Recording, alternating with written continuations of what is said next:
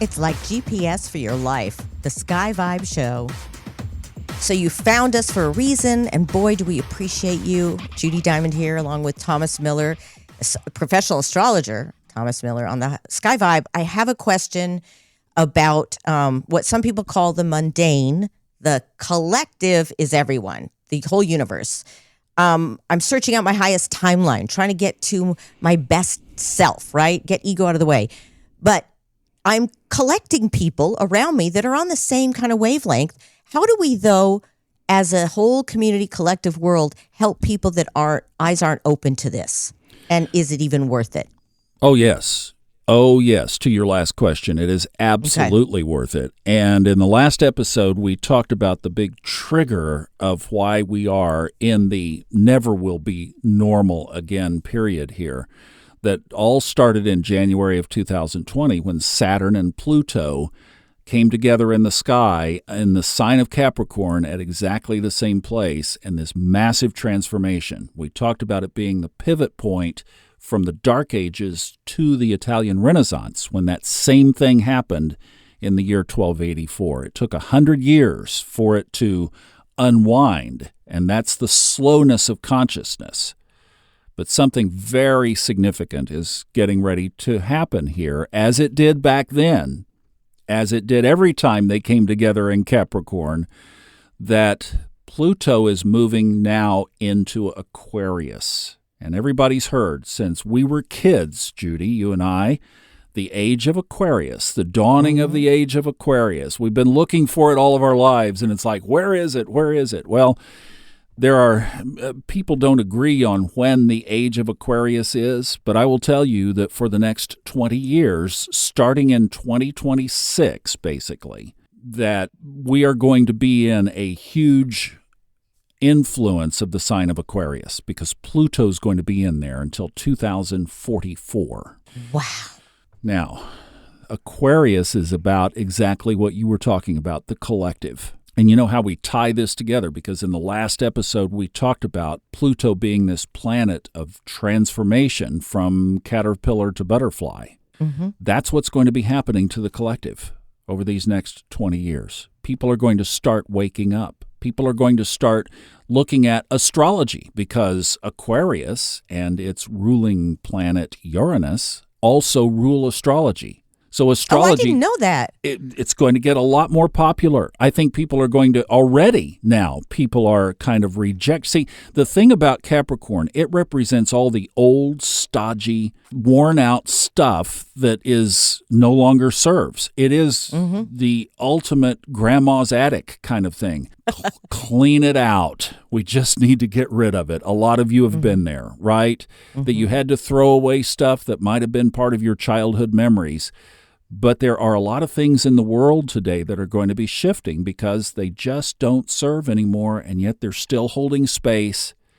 Politics you could go into, religion you could go into. There are just a plethora of areas that are going to be shifting because people are going to be demanding the shift. They're going to be yearning for it from the inside. And one thing that's thematic about Aquarius is, don't tell me what to do. And the interesting thing about Aquarius is they're known, from what I understand, as being incredibly into helping collective, wanting to do good, wanting to see the best and make the best happen. Also being, don't tell me what to do, and also can be one of very high intelligence. But there's another area that comes in there too. In astrology, I used to have a quarter in my desk drawer. I don't have it in there anymore, but I would hold it up during readings and I'd say, look, are we talking heads or tails? Well, you'd say tails, and I would say, no, heads. It's your perspective on it. But there are opposites. Astrology is wired by geometry, as we talked about in the very first episode here. The opposite of don't tell me what to do is authoritarian control, especially through technology, which Aquarius rules.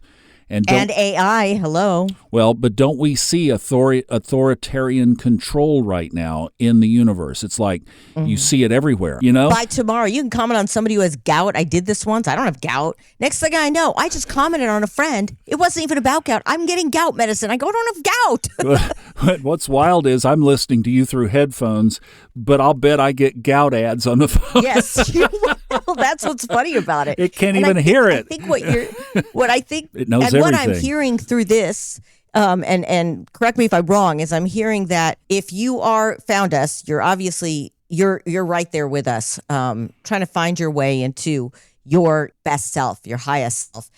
In order to be a part of helping build the collective up, is to be open and ready for when they come. Oh, yes. And to have the tools.